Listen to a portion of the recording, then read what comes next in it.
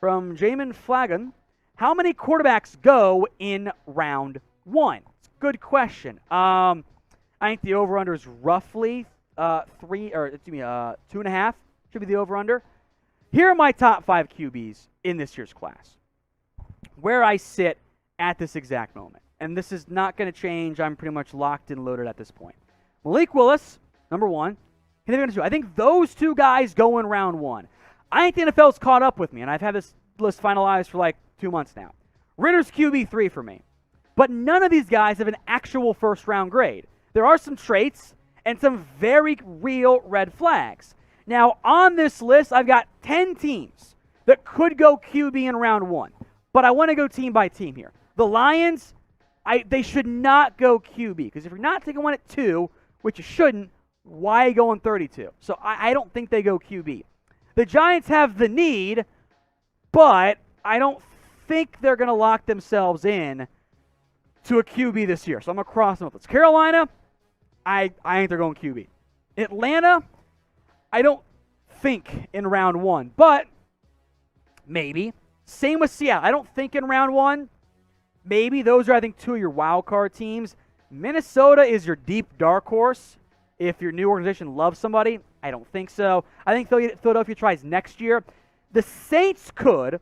I would bet one of the Saints or Steelers go QB at minimum this year. Saints have 2 picks. I wonder if they would prefer to go tackle receiver and give Winston a shot. Possible. The Steelers, meanwhile, I think they are going to take a QB if one slides to them at 20. So if Pickett's there or Willis is there, I think they take him. And then dark horse there is Tennessee. They kind of fall more in the Falcons-Saints category. In a normal class, if this was last year's class, you have 5, if not 6 or 7 going round 1. It would have been wild. But it's not last year's class. So I have the over, I think the books do right now too, at 2.5 QBs in round 1. Type O for over, U for under. If you can find a book out there that has 3.5 as the over-under, hammer the under, by the way. Jackson Maxson, who will draft Sauce Gardner, and is he the best player in this draft? I don't think Sauce is the best player. I love him. He's a first-round pick, easy. He is a top 5-ish, 7, I can't remember which one it was for me, on my board this year. But I don't think he goes necessarily number 1. Here are the range. I think it's a top 10 lock, barring surprise, medical, or offensive stuff we don't know about. The Lions and Texans are dark horses. Detroit probably doesn't want to spend another top 2 pick, plus Amani Oruwariye and some other lesser drafted guys that actually played okay for them last year. Houston could. I think trench play is more important for them. I think he ends up in New York. Hot take, I know. The odds are in my favor. Jets at 4, Giants at 5 or 7, back to the Jets at 10. I bet he goes to one of those 4 picks. If he gets to 9, Seattle should be all over him, but I don't think he's getting out of the top 7 this year. I think he's going very early as cornerback 1 this season. Speaking of Sauce, what is your favorite one? Now, you can go a lot of different routes here. You can go like Tabasco, you can go hot, you could go just like a tomato sauce. Anything you can dip your food in is how I'm describing sauce that's not a soup. So ranch would qualify as a soup here, or as a sauce, excuse me. Let me know in the comments section. From Carson Wentz, who might trade for Andre Dillard, and what might the compensation look? Good question. I think we had the same question on Mailbag like 2 weeks ago, by the way. Make sure you guys are subbed. I think Seattle makes a lot of sense for Andre Dillard. Plug him in at left tackle and then take someone to play on the right side in round 1 or go edge. I think that makes all the sense in the world for Seattle. I don't think a ton of other teams really need a left tackle right this second. Carolina, by the way, if they go QB in round 1, also makes a lot of sense. I'd say maybe a third-ish, maybe a bit lower, since he's got 1 year left on his deal for Andre Dillard at this point. Should the Seahawks offense in FF fantasy football be avoided this year? Okay. I'm not sold on it, especially after last season. The split targets make points too inconsistent. Yeah, all right, you're definitely talking about fantasy football. I'll say this. If DK Metcalf and Tyler Lockett are receivers, I'm not going to take them where they usually go based on name because I don't have faith in Drew Lock. I don't have faith in whoever the hell is going to be the quarterback there as it stands right now. Because I don't have faith in the quarterback, it makes the running back situation a little bit tricky. Rashad Penny's always getting banged up. Chris Carson's always getting banged up. So I am going to probably stay away from it. However, if Tyler Lockett is available in a PPR league and he starts falling in the later rounds, he might be the only guy that I go out and try to get. Colin, would you rather have Colin Kaepernick or Geno Smith? Are you just doing Kaepernick questions because your name's Colin? Colin, would I rather have Kaepernick or Geno Smith? This is actually a really difficult question for me. I don't think Geno Smith's any good. So how about this? Before I give my answer, let me know what you guys think. Who's the better quarterback? And be honest, because I do not see Geno Smith. I don't even think Geno's probably a top 50 quarterback, if I'm being real with y'all. I never liked him when he came out of West Virginia. Thought the Jets taking him was really bad. He did play okay in spurts last season for Seattle. The issue is this. I haven't seen Colin Kaepernick play since 2016. However, 2016 Colin Kaepernick was probably better than Geno Smith back in 2016.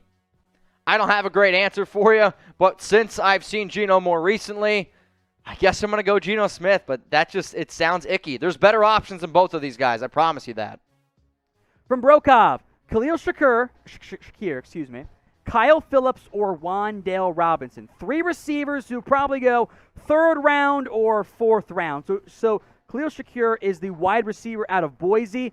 I've got a 4th round grade on him. I've got a very similar grade for Wan'Dale Robinson out of Kentucky. Both those guys are slots. They're undersized. And the same is true of Kyle Phillips, who is the 3rd for me on this list. But I've got, I always forget that he spells it with 1 L when I try to find him. I always get it wrong. 4th on him as well.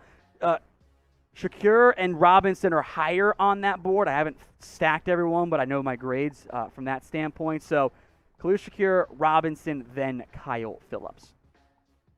If you want more coverage on everything going on around the NFL, hit that big red button and subscribe. Not surprised to see a lot of draft questions right now. The draft is less than 2 weeks away. Hell, it's about a week away at this point. And I'm still cranking through my big board so we know what we're talking about come draft time, baby. If you haven't already, subscribe for the best YouTube coverage on the NFL at youtube.com/chatsportstv. From Lunds, what team needs the best draft to become contenders? Ooh, good question. I think you're looking at a team like the Saints. They are close to contenders, have two first-round picks. I think Philadelphia also fits that category. NFL Daily is now also on Rumble. We have free and uncensored content for you guys. There's also sports, news, politics, tech and business from other video people on that platform. We're trying to grow the platforms you guys use. So if you're on Rumble, give us a follow. Rumble.com/NFL Daily. And if you're not, go support us so we can dominate that video platform as well.